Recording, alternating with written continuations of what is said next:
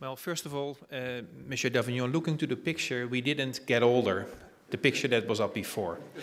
And secondly, ladies and gentlemen, good morning, by the way. I mean, if I only look to this booklet, which is in our binder, The Power of Collaboration, it, defines over 100 initiatives that are real, that are practical. You can go to it, you can call people. So what else do I need to say more, Mr. Davignon? This is the result. But I will say a few things more.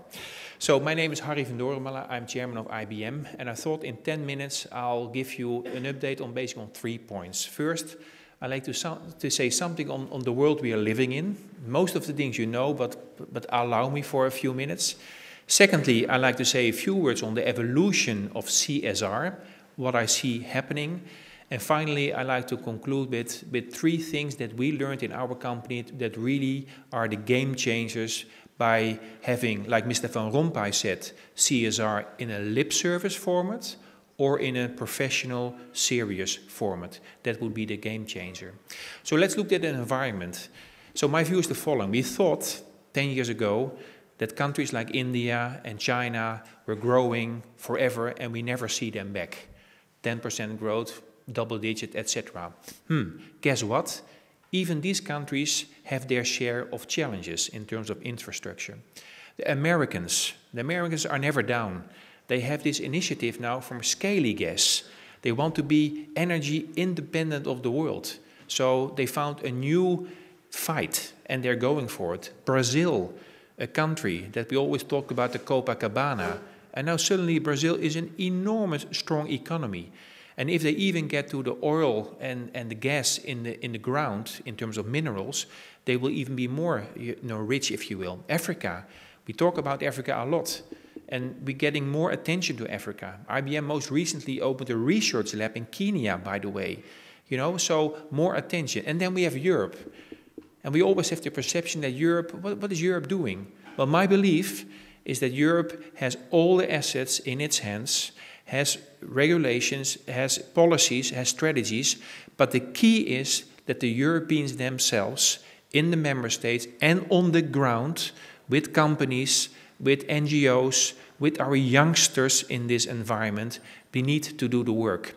So my title is, Now It's Getting Interesting. Now it's really getting interesting, because everybody has his turn, everybody has his benefits and his challenges. So those geographies who really understand that and step up, they will make a difference, also in the area of CSR. Second message, 6 to 9 billion people, small number, small detail. But we know if we go that way, we will exhaust the planet if we don't take smart measures. Energy, water, food, etc. So this is an obligation of companies like IBM as well to help society to find solutions. It's an obligation, we need to do it. And here again, CSR and business become inclusive. And that is what we like to achieve. And the final thing, the message on the environment is ICT and technology. There was a moment that people from ICT were seen as the people that were running data centers. And we're sitting somewhere in the basement of buildings. Well, guess what? ICT people have come to the front. And it's needed, because a lot of our business and societal issues are linked to technology, where technology can make a differentiator. And now, not only for new solutions, because we all have our mobile phones, and we have our apps these days, and we do online shopping, etc., but also for traditional businesses. I'll give you one example. In Bari in Italy, we revamped, together with the university, the fishery industry. The fishery industry was more or less gone. So with the help of the universities, CSR communities, youngsters, companies, we basically equipped the boats on the sea with sensor and GPS equipment. They were linked to the shore, where people had a normal supply chain management system. And this time, people came to buy the fish, and they were not disappointed, because they had exactly what they wanted. There was no waste. So I'm using these examples to sketch the environment we are in. Now it's getting interesting, 6 to 9 billion people, and the use of technology and ICT that is going to be extremely relevant. Environment. Secondly, evolution of CSR. Sometimes I compare CSR evolution with diversity. Like Mr. Van Rompuy said, some people, they do CSR and diversity in a lip service format. And to be honest, I even can understand when some companies start there, because you need to start somewhere. But we can learn from companies who went up the value chain, who matured their diversity policy, who matured their CSR policy. And that's what we hear about today as well. Because CSR, in my view, is not a program anymore. It's full included in our business equation, in the way we do business for our clients and for society. Give you some examples from our company. Education. More than 30 years ago already, we started really focusing on education. And guess what? Today, still education and skills are determining factors in the world we are living in. Education, we started by giving to youngsters below 8 years of age, kid smart computers. To older girls between 10 and 12, we organized Excite camps, where we really focused on beta technology education. And for our young students, we organized basically Extreme Blue programs, where they came to our company for 6 weeks, and together with clients, we found a solution for a societal issue. Education. Capacity.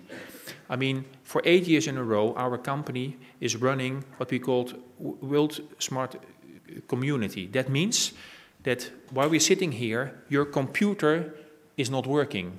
It has idle capacity. So what we're doing for 8 years in a row, we are using this idle capacity, bring it to our computers, and use it for very deep investigations, for instance, for cancer and brain surgery, etc. Capacity, it's a word that we're facing today as well. A third example I like to give you is last year when IBM had its centennial, 100 years of existence. So normally what companies do, they give people a gift, they organize a party, there's big party time. What we have asked, and I see that as a matter of innovation, we ask to our 400,000 people at our company, can you spend at a minimum 8 hours in this year for a societal item, you know, under the flag of CSR. So go back to your old school, go back to your old club, go back to a small SME in the village where you're living and see how you can help this SME to revamp technology. Now, the reason why I say this, because this helped us so much with our corporate social image, if you will, but even more with new business, because these contacts led to a lot of business contacts that we never knew before. Third example. Fourth example, what we recently are doing is what we call corporate service corps. That means that we ask our most promising, talented leaders to take 3-4 weeks and go to a country somewhere in the world. And don't go to the Hilton Hotel or the Hyatt. Go where the people live. Go on the ground and help the mayor, help the urban leader with the water issue he or she is facing. Really on the ground, make your hands dirty, if you will, and learn about the environment, learn about the real issues in the global environment. That is, I think, another example of what we do. And most lastly, ladies and gentlemen, what we're doing is a program called Smarter Cities Challenge. We all know by now that cities are becoming extremely important. Macro, as Mr. Van Rompuy alluded on, can do only so much. The progression needs to be done from the ground, on a micro level.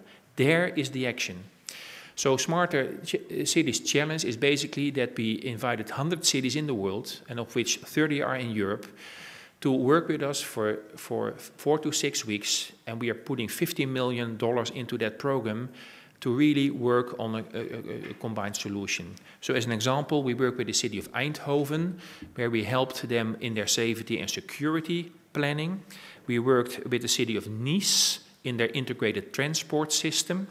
Affordable energy, really a very important program in Glasgow, and we worked with open data in Helsinki. So, ladies and gentlemen, CSR, that was my second message, really evolved from just a program to something that is really included in our business approach. We see the benefits, and we see that in this program, you know, social and business aspects can go together. And again, I'm so proud on this booklet, because here are 100 more examples where people, including our youngsters, because in these challenges, we invite youngsters who don't have a job yet, who are unemployed, to come with us, to give them internships, to give them even more chance for jobs. That is how I think we need to approach these environments. So, about the environment, about CSR, then some final comments. What do we think is making a difference? And it's basically about three things. It's advocate, collaborate, and innovate. So, advocate is really tell the story. Tell the story. I mean, in a lot of countries I visit, I see so many beautiful examples, but nobody knows. Nobody knows. So advocate what we're doing in this European geography, use these programs and inspire other people, other companies, other NGOs, other countries to step up. I'm sometimes amazed that people simply don't talk to each other. Because if something works in a city A around a CSR approach, why can it not work in a city B? Why not? You know, that's always the famous question, why not? And then people have a list of arguments why not, but I mean, it's not always applicable. So advocate. The second message, we mentioned that a lot of times, collaborate. And we say that so easy, collaborate, team up. You know, it's so easy to write it on a piece of paper. But those entities who make that happen, if you will, they are the real kings. And public-private is great. And you see a lot of areas where we're doing that. But I will enter a new equation to that as well.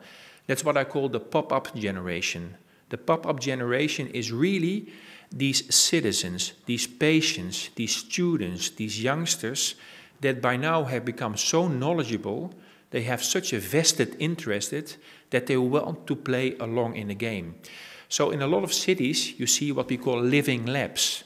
So if a city wants to fix their energy problem with smart meters, they really identified an area, they bring companies, NGOs, universities together, and they ask the citizens in that part of the city to help them along. Innovation in CSR cannot be achieved in these ways. Success in today's highly competitive global marketplace requires an enabling environment, not a coercive or a bureaucratic one. So don't regulate. Why we are here, why we have this booklet, because if so many great people start simply working, bottom up, as Mr. Van Rompuy mentioned it a minute ago. It's working. Don't start regulating it. Don't kill it. We showed as companies that this is where we are. Great result. Peace. Let's keep going in that way.